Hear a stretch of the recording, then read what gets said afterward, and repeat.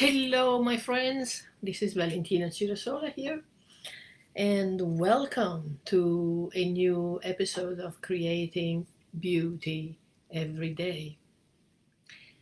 Do you agree that if you don't dress for work and if you don't dress to cover up your nudity, clothes must be flirtatious? I think so. I believe it. Every season, I follow various fashion designers. I learn from them a variety of interpretation of the each upcoming season. They are so fun to watch, of course, and much more fun to criticize them. I love to do that. One year, I think it was uh, 2014, one designer that I follow all the time created a very whimsical and very wearable collection, which is kind of hard for some designers. But this one that did, and I liked that collection. I definitely would have worn it. One thing though struck me. Um, the white napkins on the model's head. Everyone had a white napkin. They looked very odd. They looked like they had just finished cleaning their house and went on a runway. And I was wondering why it was so peculiar to have that white napkins just tied, really tied on their head. The story was a fantasy of the designer who envisioned a woman who the night before had party really, really hard, drinking champagne a lot, and the next morning she woke up with a huge headache. This, as usually happens, but she took the napkin that usually wraps the champagne bottle that sits in the bucket, something like this. I want to show you. Okay, always serve champagne in the napkin with a napkin like this because you avoid the drops that go on the table. So she took the models in his fantasy, took that napkin, and wrapped it over her head. Well, unfortunately, I can say that not many people live like that, partying hard every day. And the story was pretty. I liked it to read it. And I just thought the stunt was pretty. It was a publicity, so anything on the runway is a publicity. And it was very good. So it kept people entertained. Unfortunately, I must say that when I go out in the street, I see people running errands in pajamas, in the real pajamas, the one they've slept the night before in, with house shoes, shabby clothes, wrinkled,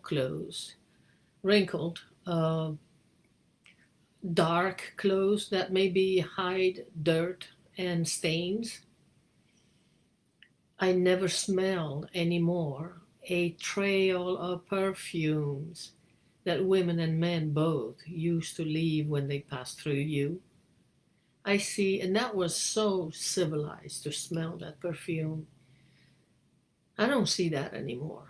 I see a lot of unkept people who don't really give a damn about themselves. Excuse my language, but that's the way I feel. But now I want to tell you another story. The ex-president and owner of the Italian car maker, the producer, Fiat, his name was Giovanni Agnelli. He was a very elegant and sophisticated chap.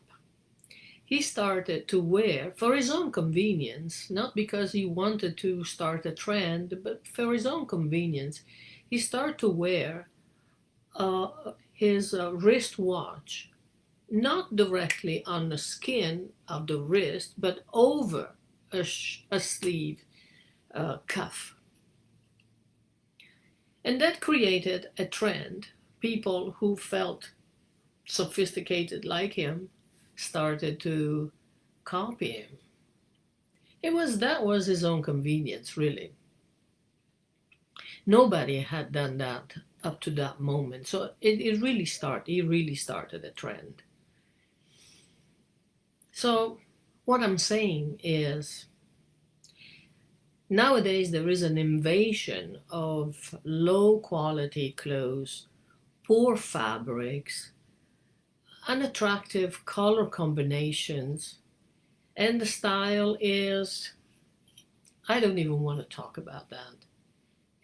To me, it's awful. Okay? So we must create our own beauty for our body. If that's what the products are out there, we have to make it with what we are offered, unless we make our own clothes, obviously. So we have to beautify ourselves and create a beauty for our own body in different ways.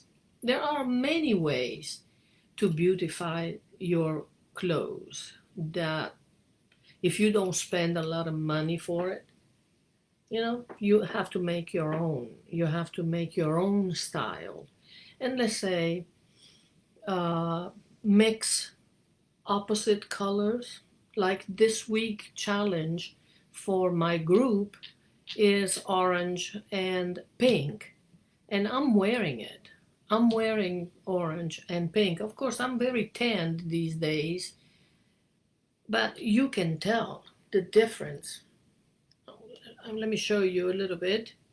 Okay, I have a pink and an orange wrap over. It's pretty. It's different, unusual combination.